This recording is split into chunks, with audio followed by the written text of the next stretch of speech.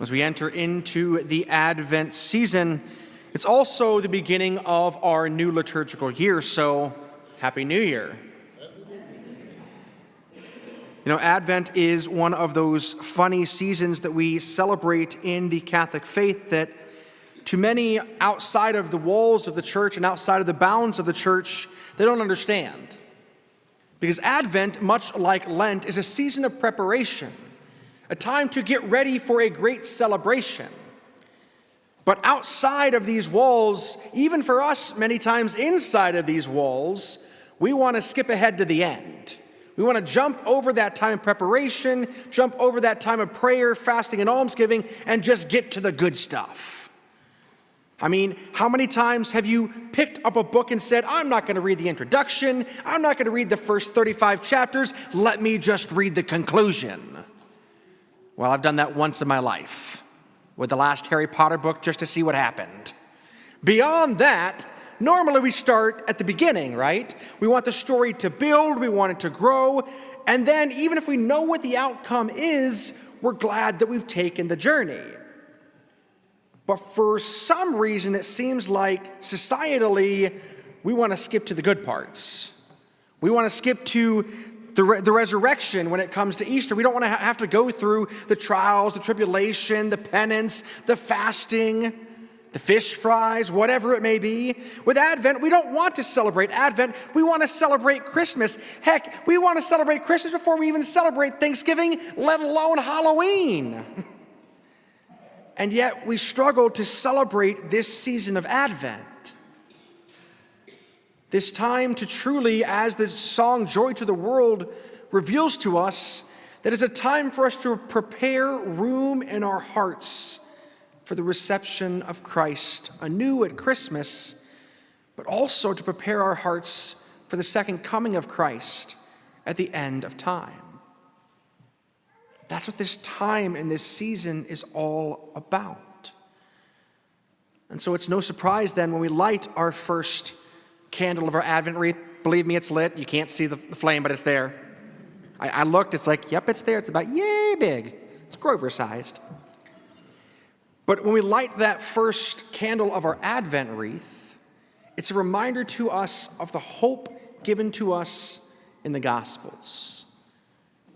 That, believe it or not, the season of Advent is embraced as a season of hope.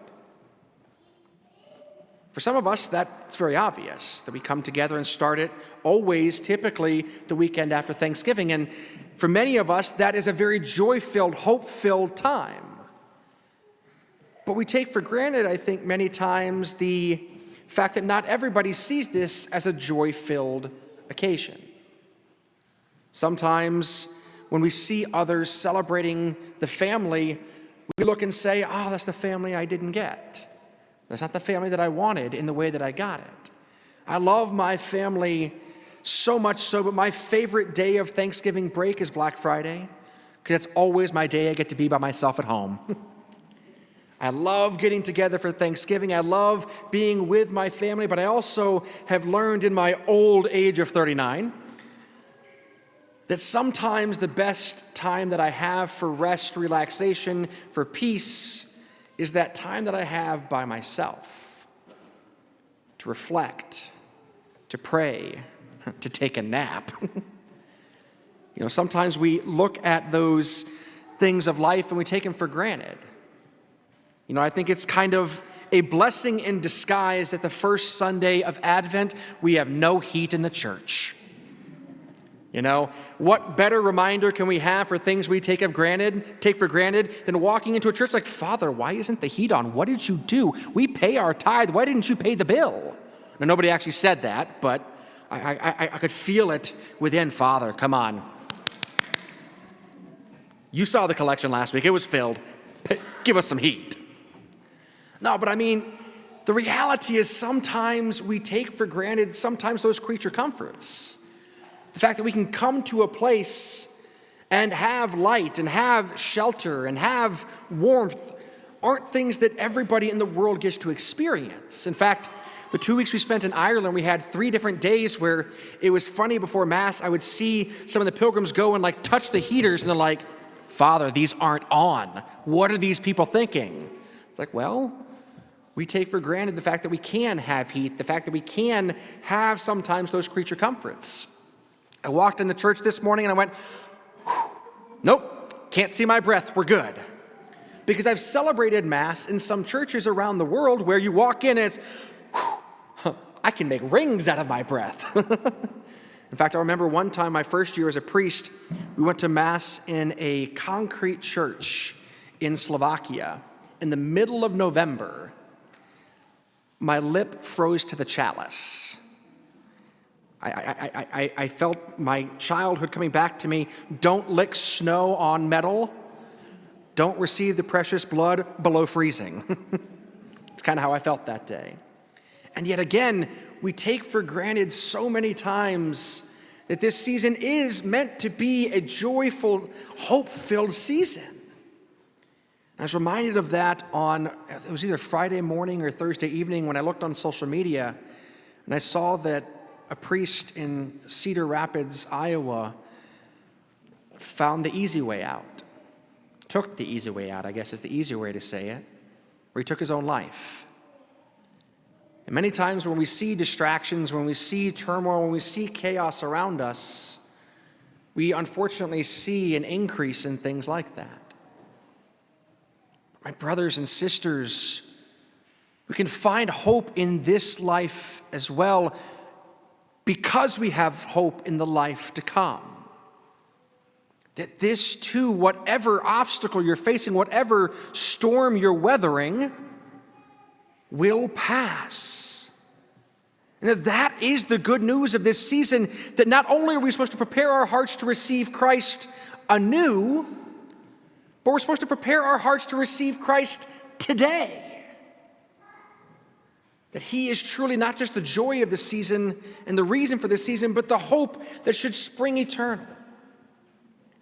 That when we were baptized and our parents and godparents or we ourselves received the light of Christ, that light was supposed to warm our hearts. So even though our fingers and toes and nose may be a little chilly, the most important question is, how is your heart today? Is it warmed with the light of Christ? Is it inflamed with the Spirit? Or is it kind of like our extremities are today? A little chilly, a little numb, a little weathered. Well, there's good news. You got 4 weeks to work on it. And actually, we have more than that for most of us.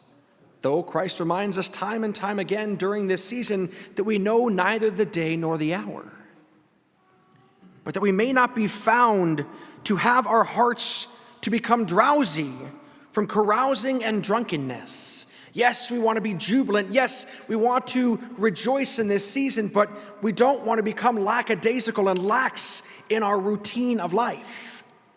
You know, I hate going to the doctors at the beginning of December or the end of November because it's always the same thing. Father Danny, how are you doing? Well, it's November. You know how I'm doing. I traveled for 2 weeks, if not 3 weeks, which means I'm off of my routine, my prayer schedule. I've got to get back onto it. My medication schedule, I got to get back onto it. Because many times when we have things like that that upset the apple cart, that take us off of our routine, it's hard to restart those routines. But the only way to restart a routine, Nike got one thing right: just do it. Don't just check that box, but begin. Stop waiting. And the best way for us to begin anew, you guys should know where this is going, is with the sacrament of reconciliation. Which is why there's no wonder, there should be no wonder, why during Advent and Lent, specifically in the United States, parishes tend to have penance services. Now, we have a penance service during Lent here at St. Matthew's. We don't have one during Advent. Not because penance services are bad, because they aren't. Anytime we can receive God's grace and mercy is a grace-filled opportunity. In fact, as a kid, I loved going to a penance service, because then I'd be like, went to confession this month, went to confession this year, check that off my bucket list. That if I come before the Lord and he says, did you follow the teachings of the magisterium? I went to confession this year. Yes, I did. What about everything else? I went to confession this year. Yes, I did. And that's many times how we treat penance services. It's like a drive-by confession. I don't think many of us have thought about it that way, though. That why do we like penance services? Because we don't have to go to Father Danny. Okay, I get that. Because many times when we have penance services as well, though, I was told as a child multiple times, be brief, be brutal, be gone. And it's like, well, that's not a loving way to go to confession. No, it's be brief, be brutal, be honest, be gone. Which are things we should do, of course, in the sacrament of reconciliation. But to truly reconcile our heart, we can't just say, I did this, and this, forgive me.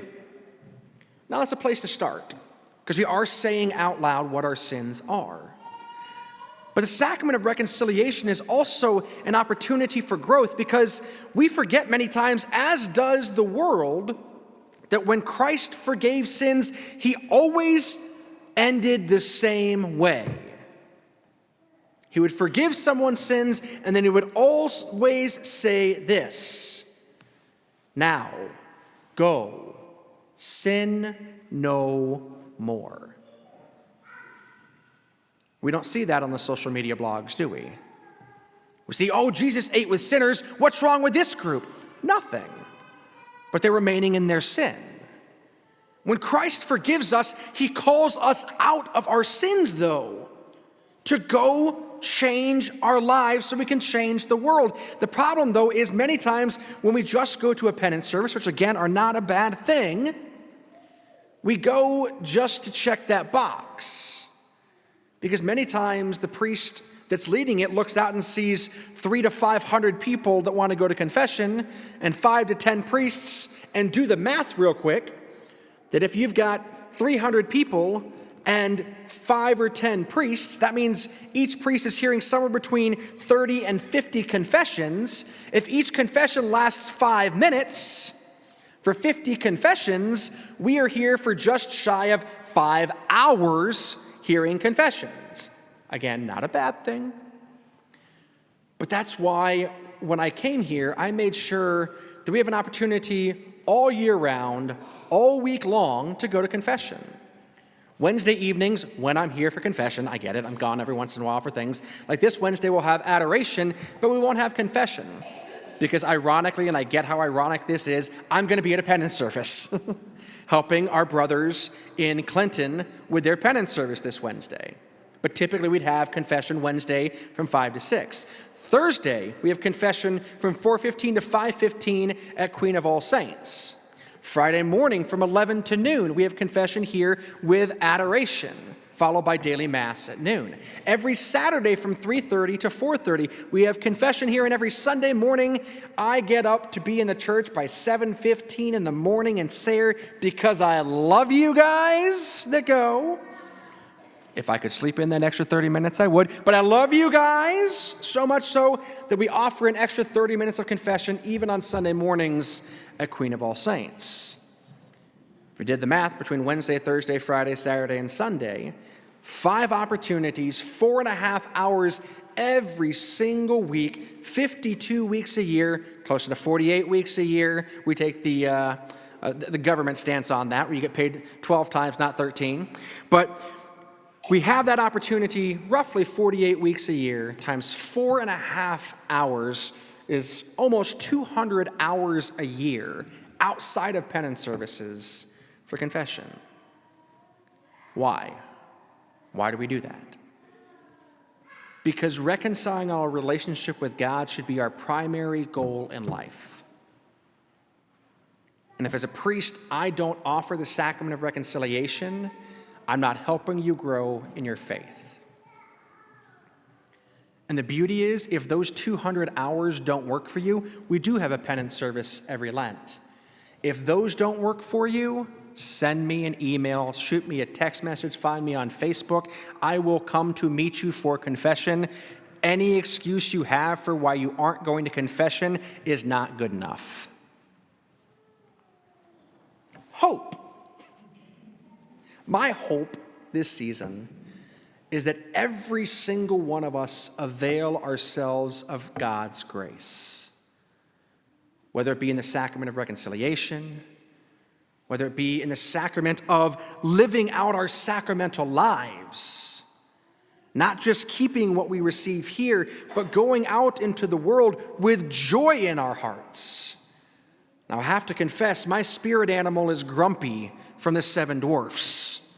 I am kind of a grumpy person, especially when I don't get my diet soda in the morning. You coffee people, I don't understand. Diet soda is the way to go. Straight caffeine, pump it in, and then we go. And you laugh at that, but then you're like, oh yeah, I have to have my coffee first too. That makes sense. But then, are we joy-filled? Do we allow Christ to enter into our hearts? Or do we just hold him on the outside, on the necklaces we wear, on the bracelets we wear, on our apps that we have on our phones? We've got our prayer apps next to our sinful apps. Or do we try and invite God into everything in our lives? Ultimately, that's what this season is about. How do we properly prepare to receive Christ in every aspect of living? And how do we do so full of hope, joy, seeking God's peace and his grace? Well, it's day 1 of the year. 364 and a quarter to go. If you don't get the quarter, you celebrate February 29th every year. But 364 and a quarter days to go. You can't change yesterday. You can only work on today and tomorrow. Get to work.